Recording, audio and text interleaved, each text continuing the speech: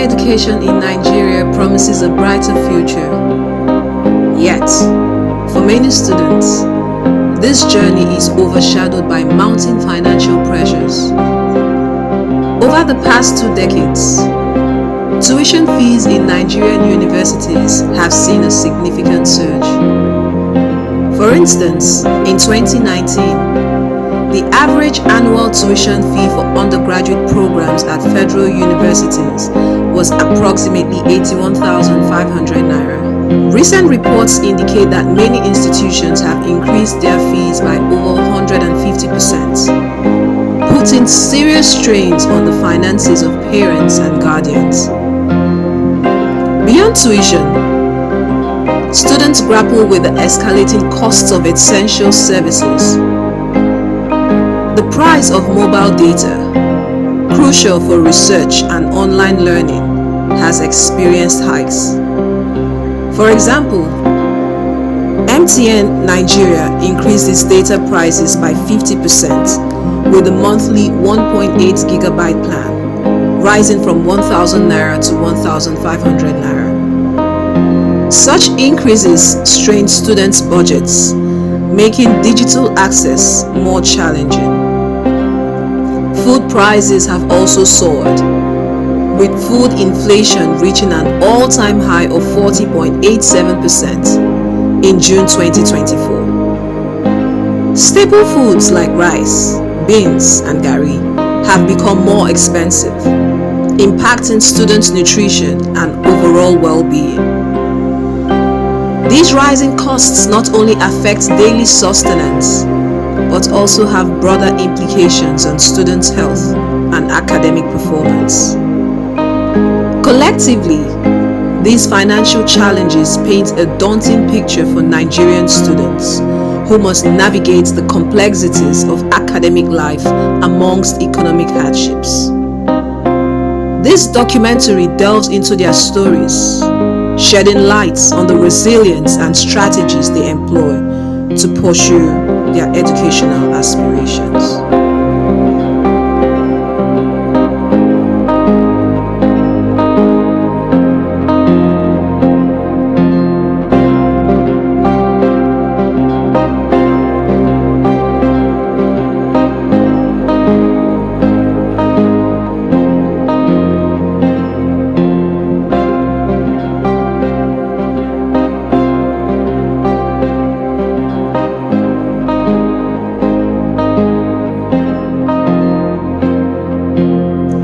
Meet Chinedu.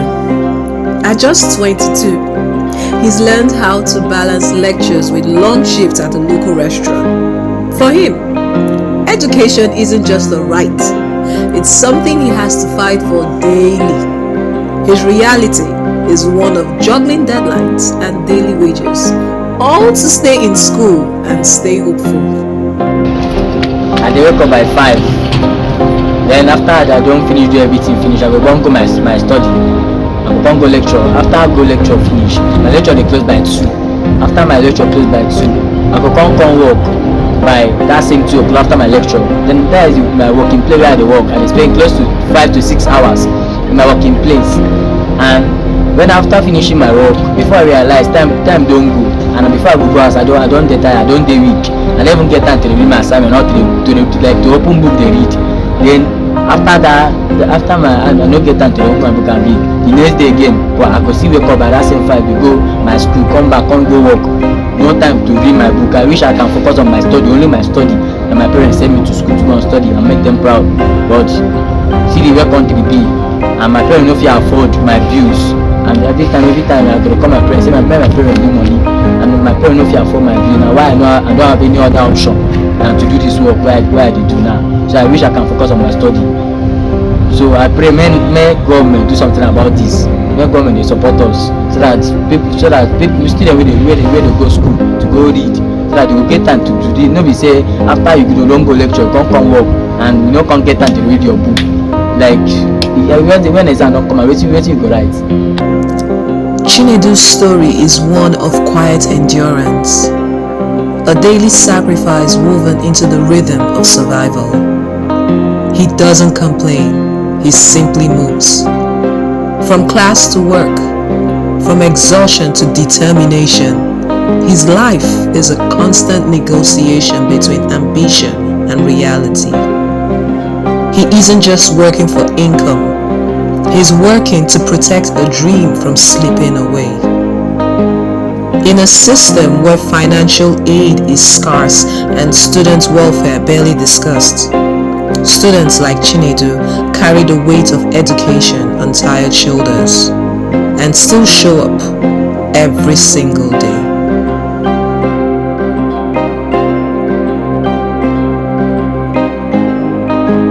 This is Aisha, a 21-year-old student navigating life under the weight of student debt. With loans hanging over her head and repayment demands knocking before graduation, she finds herself constantly strategizing, not just for grades, but for survival. I never planned on taking loans, but I didn't have much of a choice. My parents were very broke and they could barely send anything. At first, I would take little and manage to pay back with the jobs I got. But gradually, little turned into more. And currently, I owe a huge sum of money. Aisha's debt isn't just financial, it's emotional, mental, and invisible to those who don't ask. What started as a small loan to stay in school has multiplied, with interest and stress growing hand in hand. And yet, she remains composed, focused. Every extra service she renders, every sacrifice she makes, is part of a quiet repayment plan no one sees.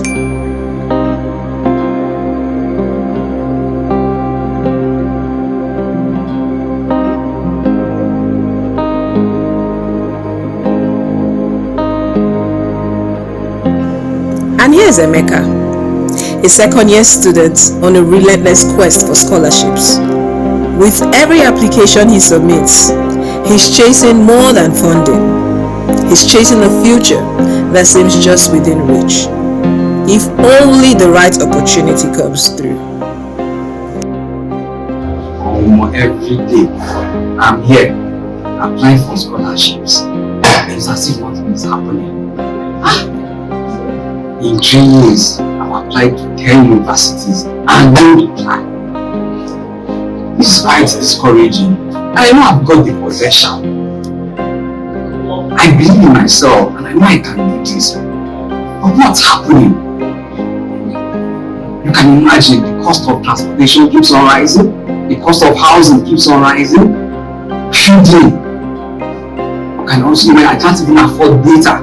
Ordinary data, I can't afford data.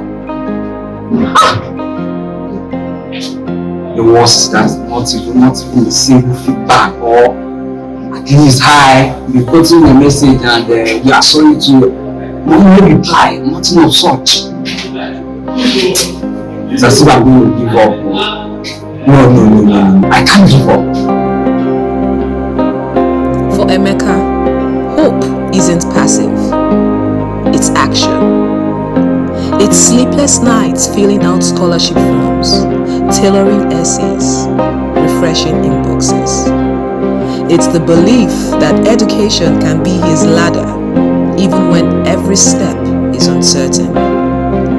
He's not just asking for help, he's doing the work, step by step, alone but determined, in a society where scholarships are few and competition fierce.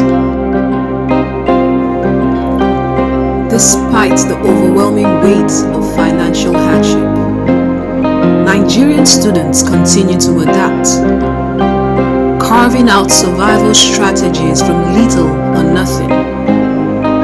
Some take up menial jobs, running errands, tutoring secondary school students, helping with data entry, or managing small phone repair businesses.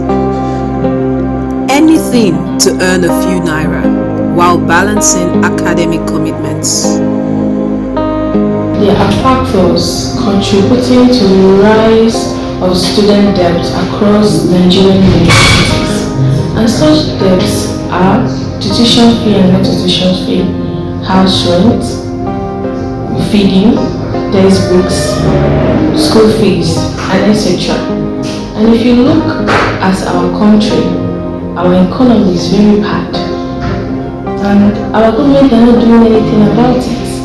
And with this kind of rise of cost of things, both in school and in the market, has rendered some students useless and made them to do things they're not supposed to do.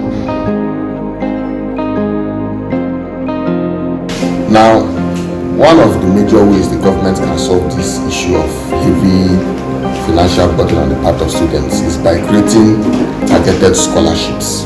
Now, these scholarships are meant to take into account students of every walk, not just students with a good academic record or background, but rather students in very vulnerable economic situations. Because education in its right should not be a privilege. It should be a public investment, because if everyone in society is educated, then that is for the betterment of that society in particular. Now, this is where the Uba Oko Foundation comes in. With our initiative, we've made it our mission in life to train participants tuition free in various technological courses, be it software development, data analytics, digital marketing, and a lot of other courses. Now, these are courses or skills that are of a global relevance, and from our results so far, you can see that this initiative has definitely changed lives in over a year of its operation.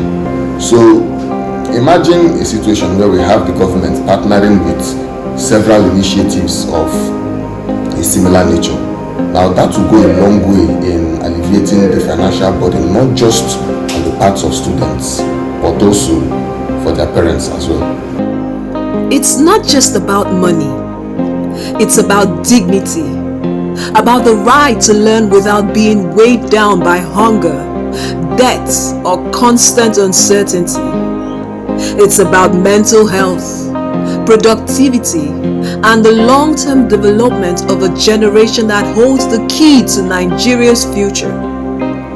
This documentary does not offer all the answers, but it offers a mirror, a reflection of the struggle that goes unseen, a call to action for policymakers, institutions, private stakeholders, and society at large to listen more, to care more, and to do more.